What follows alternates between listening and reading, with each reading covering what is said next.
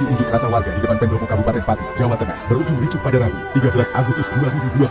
Aparat kepolisian yang berjaga menjadi sasaran lemparan berbagai benda oleh massa, mulai dari sayuran hingga botol. Kericuhan terjadi setelah tuntutan massa yang menginginkan ditemui Bupati Sudewo tidak kunjung dipenuhi. Bupati Sudewo diketahui berada di dalam Pendopo. Kapolres Pati AKBP Jaka Wahyudi bersama Dandim Letkol Arm Timotius Berlian Yogi Ananto juga berada di dalam Pendopo. Keduanya berupaya membujuk Sudewo untuk menemui massa yang sudah menumpuk di depan Pendopo.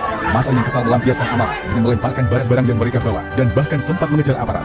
Upaya aparat menenangkan situasi berujung pada tindakan pengamanan dengan menembak. Assalamualaikum warahmatullahi wabarakatuh. Para pemirsa, kita lihat itu massa yang mengamuk.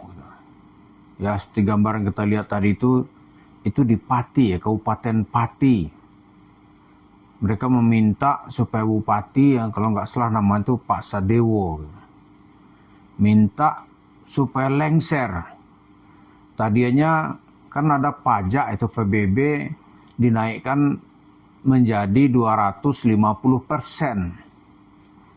Masyarakat menolak, bupatinya nantang. Mau sampai 50.000 pun demo nggak akan serubah keputusan. Itu di video yang kita tonton gitu. Akhirnya tanggal 13 Agustus ini masyarakat turun rame-rame meminta bupatinya lengser. Bupati berusaha menemui massa semalam tapi dilempari dengan air minum. Tadi di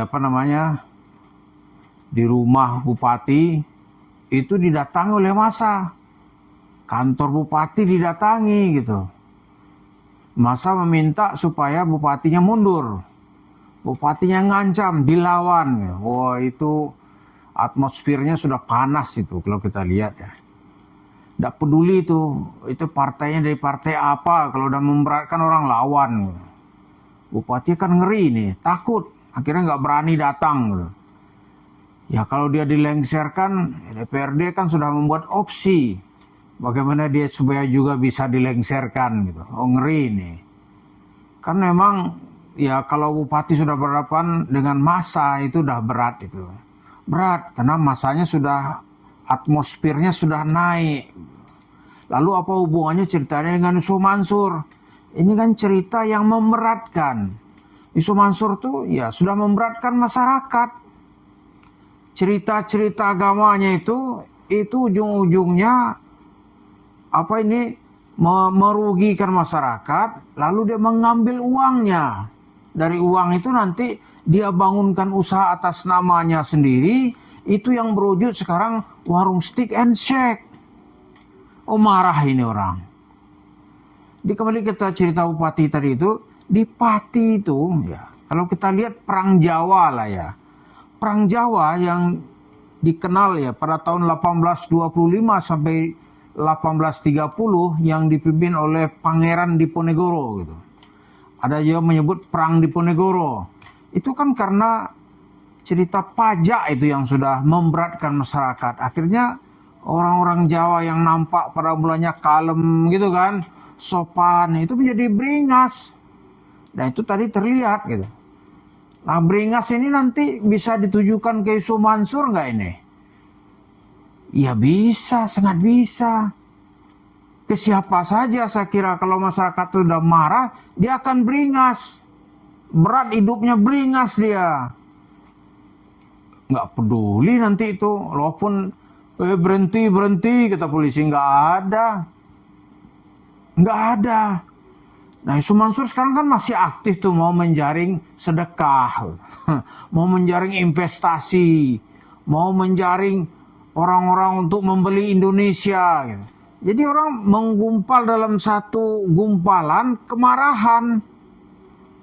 Coba berani nggak Yusuf Mansur nanti ini? Kalau menurut kita nggak berani. Dia dasarnya itu kan ya pengecut juga. Tapi kalau datang 1.000 orang, mana berani dia. Datang 50 orang aja ke rumahnya dia kabur. Kali 1.000, 2.000, 3.000 gitu. Kalau 5.000 orang panas, usaha warung steaknya habis itu. Yakin saya habis. Nah ini sekarang itu, ya itu yang terjadi gitu. Dia jangan coba-cobalah ya, bupati aja ngomongnya tinggi ditantang. Ya kan? Presiden sampai turun tangan itu untuk menurunkan pajak itu supaya jangan dinaikkan. Nah, Isu Mansur nanti siapa yang mau turun tangan nih kalau orang udah marah nih? Karena sampai sekarang kiai-kiai juga nggak mau menjadi mediator, nggak mau. Karena juga nggak akan dipatuhi oleh Isu Mansur. Kiai jadi mediator, nggak mau Isu Mansurnya karena dia akan keluar duit. Jadi kita tunggu nanti misalnya ini kan udah mulai orang marah di mana-mana ini. Kalau udah marah itu, ya kemana aja dia tergantung siapa yang mengarahkan mau marah kemana gitu. Ya kan? Mansur kan udah banyak membuat masyarakatnya atau umatnya marah gitu. Lalu kita tunggu nanti ini kalau kasus Ibu Lili Siti Rahmah yang di pengadilan negeri Bogor dia menang, Isu Mansur harus membayar uang sebagai kompensasi sejumlah 4 miliar sekian ratus juta gitu. 4,7 kalau nggak salah ya. Atau 4 miliar 75 juta ya, saya lupa belakangnya. Lalu di pengadilan tinggi di Bandung dia menang lagi. Coba nanti kalau di MA dia tiba-tiba kalah gitu. Oh, masyarakat akan marah. Ya kan? Marah masyarakat ini. Kalau ada yang nantang ya coba aja, ya kita tunggu aja, kan begitu. Sama kayak cerita bupati itu, ya mau 5.000 orang, mau sampai 25.000 orang, mau 50.000 orang, oh dikejar orang di 50.000, kabur ya. Di pendopo dicari nggak berani, kabur. Polisi juga nggak sanggup tuh kalau menghadapi massa banyak mau diapakan. Iya kan? Nah, kalau ke Isu Mansur nanti nggak ketemu di rumahnya, wah dicari orang tuh di warung steak and shake-nya, kan orang marah. Kelakuannya itu sekarang atmosfer masyarakat naik gitu. Kalau sebelum mungkin orang biarin aja, tapi begitu mandek kehidupan ini, cerita anaknya nih yang membuat komunitas milenial anti bokeh, nggak ada cerita, dicari itu. Saya bukan mau manas-manasin ya, bukan, tapi itu hukum sosial. Nggak ada lah. Kamu mau berdoa, saya lapor ke Allah. Orang kan bilang lapor aja lo ke Allah. Kan gitu kan. Saya mau panggil Nabi Muhammad. Oh makin marah lagi orang. Karena bohongnya makin tinggi. Bohongnya makin tinggi gitu. Jadi itu yang sedang dan terus berlangsung sekarang. Di kelas bawah tuh kehidupan susah. Pada sisi lain masyarakat makin rasional. Kalau di Pati itu coba lihat itu.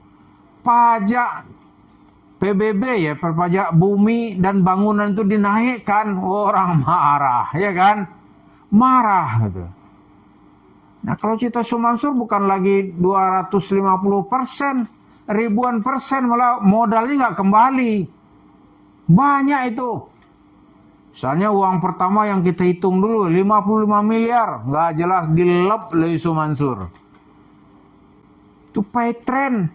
Oh, lama-lama masyarakat desa tuh marah kalau kerjaan nggak ada. Ini ada orang berbaju ustadz ini dulu gitu.